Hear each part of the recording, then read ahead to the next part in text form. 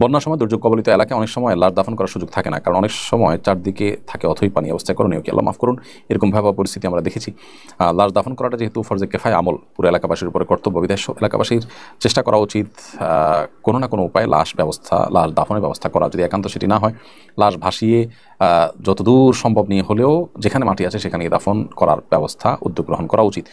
সেটাতে তাদের সাধ্যের মধ্যে যদি থাকে 2 মাইল 4 মাইল 5 মাইল 7 মাইলও যদি নেওয়া লাগে, তাহলে ভাসিয়ে সেটা নেওয়া উচিত দাফন করার জন্য।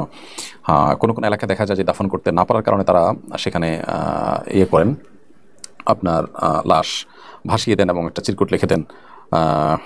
সেটা তে লেখা থাকে যে এই যেখানে যাবে, লাশ যেখানে যাবে সেখানে দাফন করা হবে এবং আপনারা দাফন করেন, এরকম দাফন করবেন লাশ পেলে, সেরকম করে লিখে দেওয়া হয়। এটাও একটা প্রক্রিয়া ভালো, যে নিজেরা যদি যাওয়ার মতো সুযোগ না থাকে। বাট এরকম বাংলাদেশের প্রেক্ষিতে আমরা বলতে পারি বেশিরভাগ ক্ষেত্রেই এরকম পরিস্থিতি খুব কমই হয়।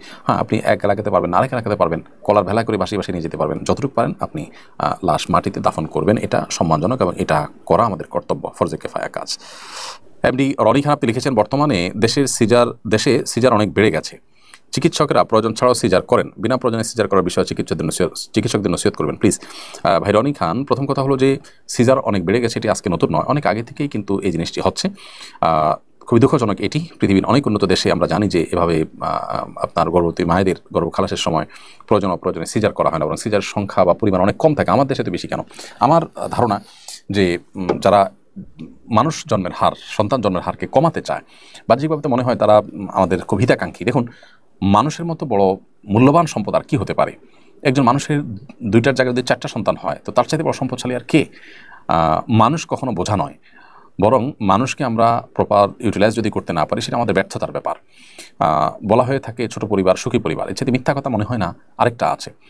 দেখুন, যত পরিবার তথাকথিত ছোট পরিবার, তাদের 1জন বা 2জন সন্তান আছে, আপনি যদি একটু সার্ভে করে দেখেন, তারা খুব বেশি সুখী নয়। ওই পরিবারগুলোর তুলনায় যাদের পরিবারের সন্তানের সংখ্যা বেশি, 7টি 8টি 9টি সন্তান যাদের পরিবারে, তাদের পরিবারে দেখবেন যে তুলনামূলকভাবে অনেক বেশি সুখ শান্তি আছে। কারণ 5-7টি সন্তানের ভিতরে 2-4টি এমনিতেই মানুষ হয়ে যায়।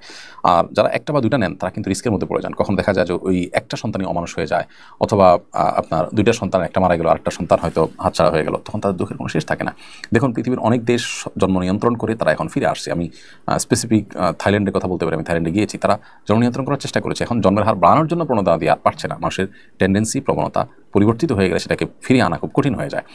সেখানে এখন মানুষের সংকট দেখা যাচ্ছে। পৃথিবীর উন্নত অনেক দেশগুলোতে, ইতালির কথা বলতে পারি, জাপানের কথা বলতে পারি, বহু দেশের কথা বলতে পারি, কোরিয়ার কথা আমি জানি, এই সমস্ত দেশগুলোতে এখন সন্তান হচ্ছে না। সরকার চাইলেও সন্তান জন্মের হার বাড়াতে পারছে না।